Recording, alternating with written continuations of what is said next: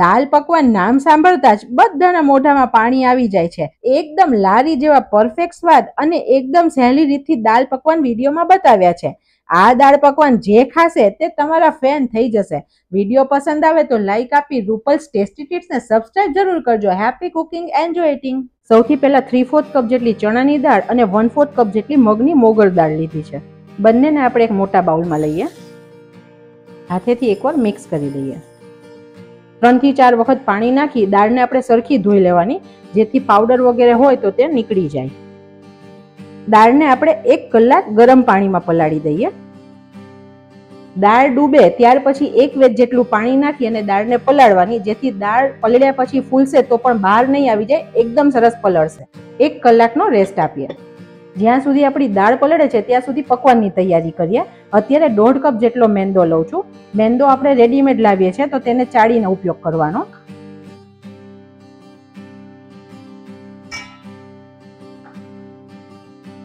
એક ટીસ્પૂન જેટલો અજમો લઈએ. અડધી ટીસ્પૂન જેટલું જીરું લઈએ. આ બંનેને હાથેથી મસળી લઈએ, જેથી ફ્લેવર સરસ આવે. લોટમાં મિક્સ કરીએ. હાફ ટીસ્પૂન જેટલું મીઠું એડ કરીએ. રૂટીનની 3 ચમચી જેટલું તેલ એડ કરીએ. અત્યારે હું તેલનું મોણ આપું છું, તમે ઘીમાંથી પણ બનાવી શકો છો. બધું સરખું મિક્સ કરી દઈએ.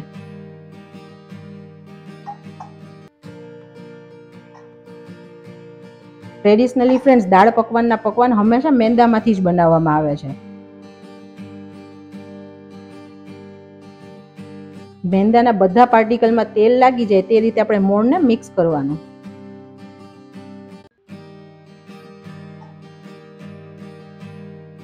તમે જુઓ અત્યારે મેંદો છે ને તે ક્રમ્બલી બ્રેડ જેવો થઈ ગયો છે, જેવા બ્રેડના ક્રમ્બલ્સ હોય ને તેવું. અને તમે હાથમાં લઈને આવી રીતે મોણ ચેક કરો ને તો પ્રોપર મુઠ્ઠી બંધાય છે. તમે તોડો ત્યારે તૂટે છે, તો આ પરફેક્ટ મોણ છે. જો આ ટાઈમે તમને ઓછું લાગે તો તમે 1 ચમચી તેલ એડ કરી શકો છો. અત્યારે મેં 250 ml નો 1 ગ્લાસ પાણી લીધું છે. હું તમને લોટ બાંધી અને પછી કહું કે મેં કેટલું પાણી વાપર્યું. આપણે એકદમ થોડું પાણી લઈ અને લોટ બાંધવાનો છે.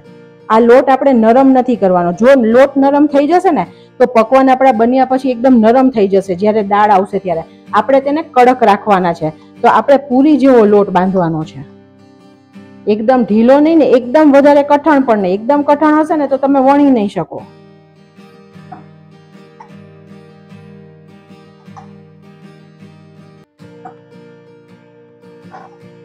ફ્રેન્ડ્સ, દાલ પકવાનની લારી જોઈએ ને તો સવારથી રાત સુધી ત્યાં લાઈન જ હોય. લોકોને એટલા બધા પસંદ છે દાલ પકવાન, અને રેસીપી જેવી છે. દાલ પણ આવી જાય છે, પૂરી પણ આવી જાય છે અને ચટાકેદાર ચટણી પણ આવી જાય છે.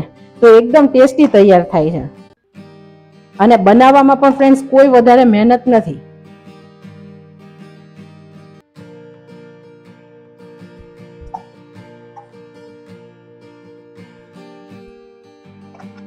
લોટ ઓલમોસ્ટ બંધાઈ ગયો છે. છેલ્લે મારે થોડું પાણી જોતું હતું તો મેં ચમચીથી એડ કર્યું, જેથી વધારે ના પડી જાય. આપણો લોટ બંધાઈને રેડી થઈ ગયો છે. અત્યારે તમે જુઓ તેની કન્સિસ્ટન્સી પરોઠા અને પૂરીનો લોટ હોય ને તેવી છે, અને આવી જ આપણે રાખવાની છે. મેં જે પાણી લીધું હતું તેમાંથી અત્યારે અડધો ગ્લાસ પાણી વાપર્યું છે. લોટને ઢાંકી અને 15-20 મિનિટનો રેસ્ટ આપીએ. હવે દાળ પકવાનની એકદમ સ્પેશિયલ અને તીખી લીલી ચટણી બનાવીએ. જેને માટે 1 બાઉલ જેટલી ધોઈને સમારેલી કોથમીર લીધી છે. અડધા બાઉલ જેટલો ફુદીનો લઈએ છીએ. આ ચટણી થોડી સ્પાઇસી હોય છે તો 2 તીખા લીલા મરચાં લઈએ છીએ. 2 ઇંચ જેટલો આદુનો ટુકડો લઈએ. હવે એક એવી સ્પેશિયલ વસ્તુ ઉમેરીએ જે દાળ પકવાન વાળા હોય તે પોતાની ચટણીમાં ઉમેરે છે, જેથી તેનો સ્વાદ એકદમ અલગ અને મસ્ત લાગે છે. 1 નંગ નાની ડુંગળી એડ કરીએ છીએ. ફ્રેન્ડ્સ, આપણે ગ્રીન ચટણીમાં ક્યારેય ડુંગળી એડ નથી કરતા, પણ આ ચટણીમાં એડ કરવાની એકદમ મસ્ત લાગે છે. આ ચટણી હોય છે તે એકદમ પાણી જેવી અને તીખી જ હોય છે, એટલે આપણે આમાં બાઇન્ડિંગ એજન્ટ તરીકે સિંગદાણા કે દાળિયાનો ઉપયોગ નથી કરતા.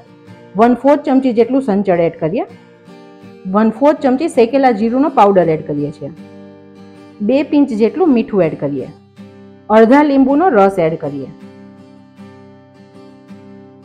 હવે બધાને ચટણીમાં એક કોમન પ્રોબ્લેમ છે ફ્રેન્ડ્સ, કે જ્યારે લીલી ચટણી બનાવે ને થોડી વાર પછી તે શ્યામ પડી જાય છે, એટલે કે થોડી ડાર્ક કલરમાં થઈ જાય છે. તે ના થાય તેની માટે અત્યારે આપણે 1 ચમચી જેટલું તેલ એડ કરીએ. આ કરવાથી ચટણીનો colour as it is green રહેશે. એક ટુકડો બરફનો ઉમેરી અને ક્રશ કરીએ. જરૂર પડે તો પછી આપણે પાણી એડ કરશું. વચ્ચે આપણે એકવાર મિક્સ કરીને ફરીથી ક્રશ કરીએ. એકદમ આપણે ફાસ્ટ ફાસ્ટમાં ક્રશ નહીં કરવાનું, નહીં તો મિક્સરની ગરમીને લીધે પણ ચટણી કાળી પડે. આપણે ઓન ઓફ કરતા ક્રશ કરવાનું, જેથી તે ઠંડી રહેશે તો તે કાળી નહીં થાય. બીજો એક ટુકડો બરફ એડ કરીએ. ચટણીને આપણે બાઉલમાં લઈએ. ફ્રેન્ડ્સ, આ ચટણી થીક છે.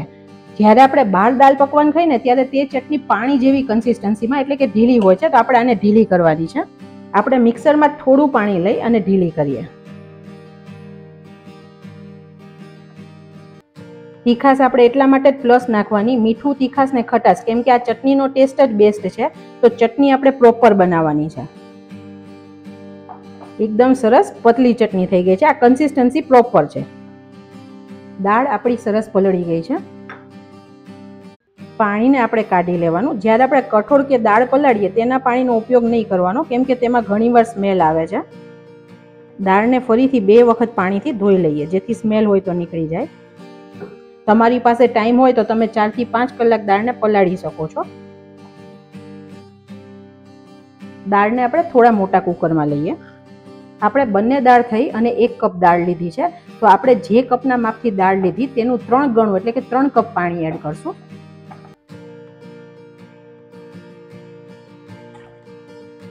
અડધી ચમચી જેટલું મીઠું એડ કરીએ. સારા કલર માટે 1/4 ચમચી જેટલી હળદર એડ કરીએ. 2 ચમચી જેટલું તેલ એડ કરીએ, જેથી પાણી બહાર આવી અને આપણું કુકર ખરાબ ના થાય. બધું એકવાર સરખું મિક્સ કરી દઈએ. દાળમાં તીખાસનો સ્વાદ આવી જાય તેની માટે આપણે 1 લીલું મરચું છે તેને એડ કરીએ 2 ભાગમાં. રીંગ લગાવી કુકરનું ઢાંકણું બંધ કરીએ. વિસલ લગાડીએ. મીડિયમ ગેસની ફ્લેમે 4 થી 5 વિસલ થવા દઈએ. હવે દાળ પકવાન સાથે ખવાતી ડુંગળી અને મરચાં આપણે બનાવીએ. આપણે એક ડુંગળી લીધી છે, તેને આવી રીતે ઊભી ઊભી સમારી લઈએ. આપણે જનરલી આવી રીતે ડુંગળી તૈયાર કરી અને પછી તેને કાચી જ ખાઈ લઈએ છીએ, પણ તેનો કાચો સ્વાદ મોઢામાં આવે છે. તે ના આવે તેની માટે આ પ્રોસીજર કરીએ છીએ. અને મરચાં બહુ તીખા હોય પણ તેને ટેંગી બનાવવા માટે અને સરસ સ્વાદ દેવા માટે આપણે આ પ્રોસીજર કરીએ. 3 તીખા લીલા મરચાં લીધા છે. 1/4 ચમચી જેટલું મીઠું એડ કરીએ. અડધા લીંબુનો રસ એડ કરીએ.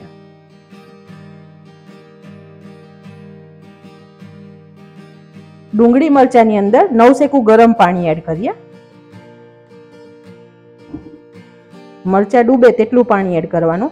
આનાથી મરચાં સરસ સોફ્ટ થશે અને એકદમ ટેસ્ટી લીંબુ અને મીઠાના ટેસ્ટવાળા મરચાં તૈયાર થશે અને ડુંગળી પણ સલાડમાં બહુ ભાવશે. આને આપણે સાઈડમાં રાખીએ. કુકર ઠંડુ થાય છે ત્યાં સુધી આપણે પકવાન બનાવી લઈએ. આપણો લોટ સરસ સેટ થઈ ગયો છે. તેને થોડો મસળી લેવાનો. મેંદો અલગ અલગ પાણી શોષે છે, તો આ ટાઈમે તમને બહુ કઠણ લોટ લાગે તો તમે 1 ચમચી પાણી એડ કરી અને મિક્સ કરી શકો છો. અત્યારે આ પ્રોપર છે. આપણે આ પકવાનને લોટ એટલે કે અટામણ લીધા વગર વણવાના છે, તો ઢીલો હશે તો પાટલીમાં ચોંટી જશે. અને જો આપણે અટામણ લઈને વણશું ને તો તળશું ત્યારે તે લોટ છૂટો પડશે ને ઉપર કાળું કાળું થઈ જશે.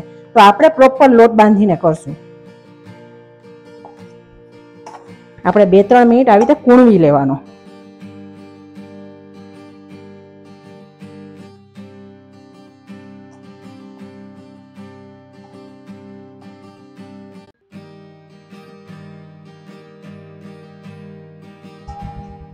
હવે આપણે આના લુવા બનાવીએ.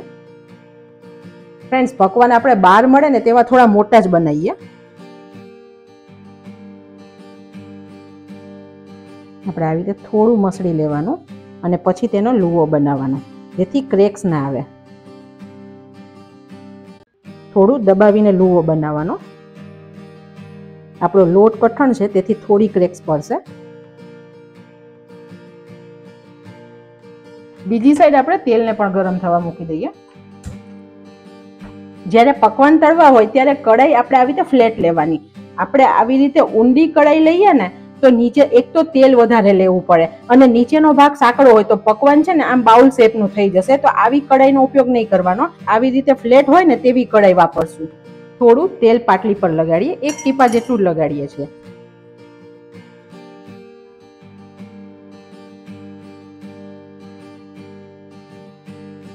આપણો લોટ પરફેક્ટ છે તો બિલકુલ નીચે ચોંટતું નથી, એકદમ સરસ રીતે વણાય છે. અને પકવાન વચ્ચેથી પતલું આજુબાજુથી જાડું નહીં રાખવાનું. જ્યાં જાડાઈ હશે ને ત્યાં સરખું તળાશે નહીં, કાચું રહેશે ને નરમ રહી જશે. આપણે એકદમ ક્રિસ્પી પકવાન જોઈએ છે.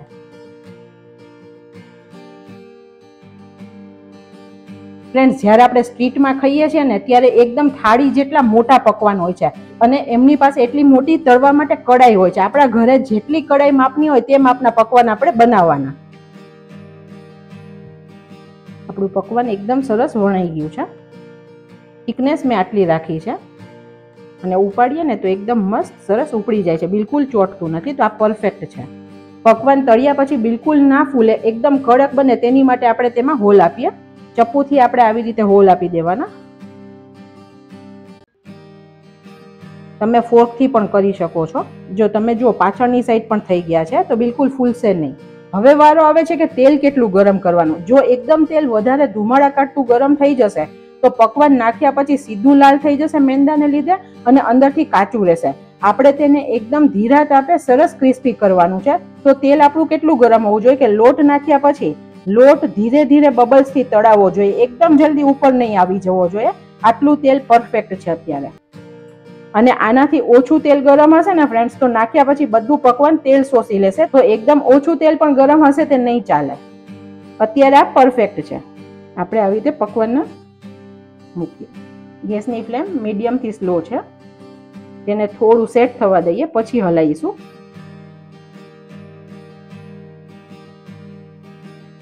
મીડિયમથી સ્લો તાપ છે અને સહેજ સહેજ વચ્ચેથી દબાવવાનું જેથી સરસ ચડે અને ક્રિસ્પી થાય.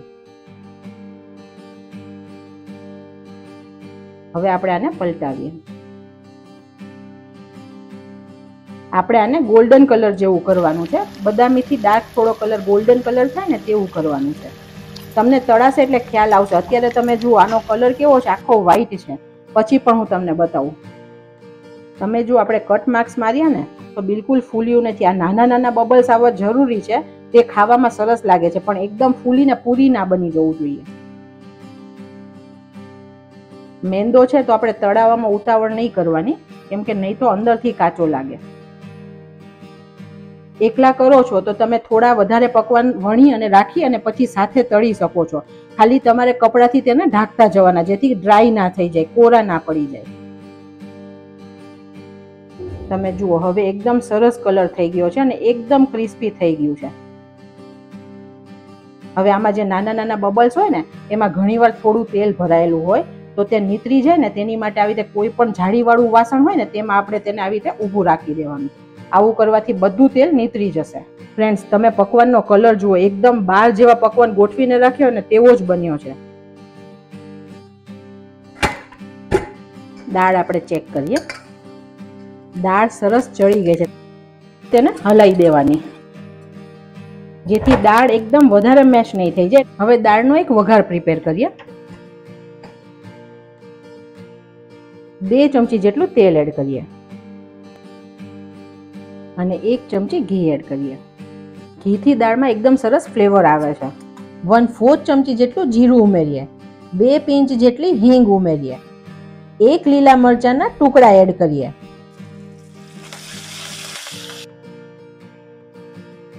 1/4 ચમચી ગરમ મસાલો, 1/4 ચમચી લાલ મરચું એડ કરી મસાલા બળી ના જાય તેની માટે 2-3 ચમચી પાણી ઉમેરીએ અને 2 મિનિટ સુધી થવા દઈએ.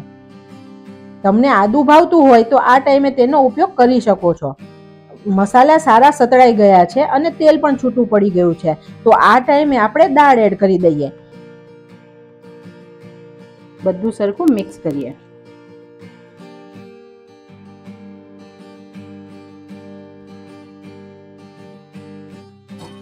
ફ્રેન્ડ્સ, જો દાળ કરીને 2-3 કલાક રાખવાની છે તો થોડી પતલી રાખવાની કેમ કે ચણાની દાળ છે તો પડ્યા પડ્યા તે ઘાટી થશે.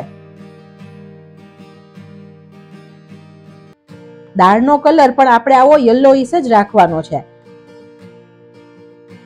આ ટાઈમે ટેસ્ટ કરી અને તમે તમારા ટેસ્ટે મસાલા પ્લસ કરી શકો છો. મારે પણ થોડી વાર પછી જમવાનું છે તો હું અત્યારે અડધો ગ્લાસ પાણી ઉમેરી અને કન્સિસ્ટન્સી સેટ કરું છું. ઉપરથી કોથમીર એડ કરીએ એટલે આપણી દાળ બનીને રેડી છે.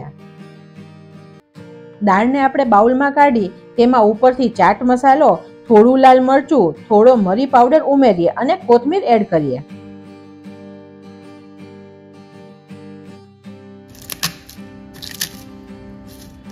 પકવાન ઉપર દાળ ઉમેરીએ.